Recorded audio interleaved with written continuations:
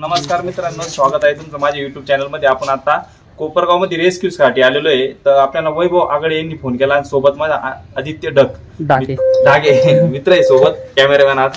तर इथं आपल्या रेस्क्यू साठी इथं घराच्या समोरच्या बाजूला जेसीबीचं काम चालू होतं एक 5-10 मिनिटापूर्वी, पण तो तिकून साप इकडे यांच्या घराच्या पोटच्या इथं खाली आलेला आहे। तर इथं बघू शकता आपण थोडीशी मेहनत वगैरे केली, भरपूर साफसफाई अडचण होती ती। आपण प्रत्येक ठिकाणी गेल्यानंतर सांगत असतो प्रत्येक जणाला का घराची अडचण असं ठेवली तर साप आपल्या इंग्लिश मध्ये क्रेट आणि तसं मराठीमध्ये मण्यार या नावाने ओळखला जातो। हा दिवसा कदाचित सापडतो। त्या प्रमाणात हा साप आता या थंडीच्या दिवसामध्ये रात्रीच्या वेळेसच निघणारा असतो। तर त्याला आपण बाहेर काढून मग तुम्हाला माहिती देतो त्याच्याबद्दल।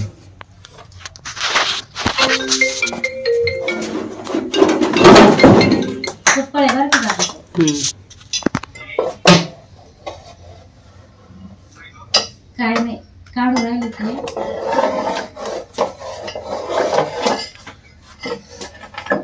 तो हुकूमत येऊन तो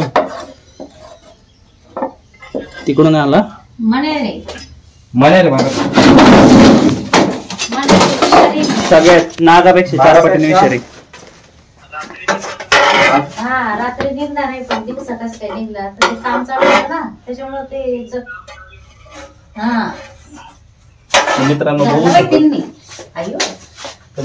इथं बरणी मोकळ्यात घेत त्याची बरणी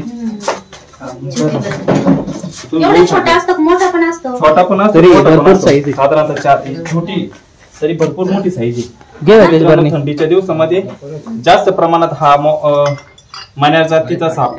तर तुम्ही बघू शकता त्याला ओळखायचं पण किती सोपं आहे। तर पुरा ब्लॅक असतो आणि त्याचे व्हाईट मार्क असतात शेपीपासून तर डोक्यापर्यंत। त्याच्यात न्यूरोटॉक्सिन वेणं मारतात। हा जास्त प्रमाणात रात्रीच्या वेळेस आथरुणामध्ये वगैरे येऊन डौश होतो त्याचा।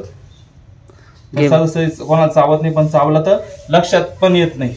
पण याचा बाईट काळा मुंगळा किंवा मच्छरासारखा असेल, त्याचा डंश एकदम बारीक दात असतात आणि एकदम घातक साप।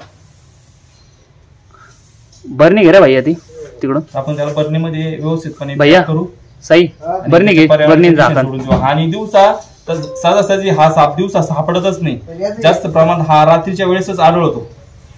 तर याला सायलेंट किलर या नावाने पण ओळखलं जातं। तर त्याला आपण बरणीमध्ये पॅक करू आणि त्याच्या नैसर्गिक आदिवासामध्ये आपण सोडून देऊ। तर आपण प्रत्येक ठिकाणी गेल्यानंतर प्रत्येक यांना आवाहन करत असतो तर आपला घराचा परिसर कायम स्वच्छ ठेवा, जेणेकरून साप आपल्या घराच्या तिथं लपण्यासाठी येणार नाही। अडचणीचा जागा असली तर तिथं लपण्यासाठी येत असतो आणि तिथं त्याला खायला भेटत असतं, कारण की तिथं अडचणीच्या ठिकाणी मध्ये जे उंदर बेडकं असतात त्यांना खाण्यासाठी येत असतो। तर असे काही साप आढळते जवळ सर्प मित्राला तसं वन विभागाला कळवत जा। साप वाचवा, निसर्ग वाचवा आणि सर्पदंश टाळा।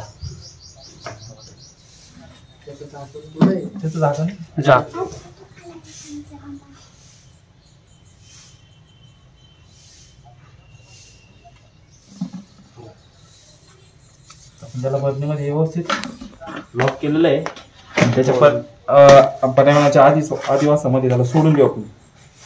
धन्यवाद।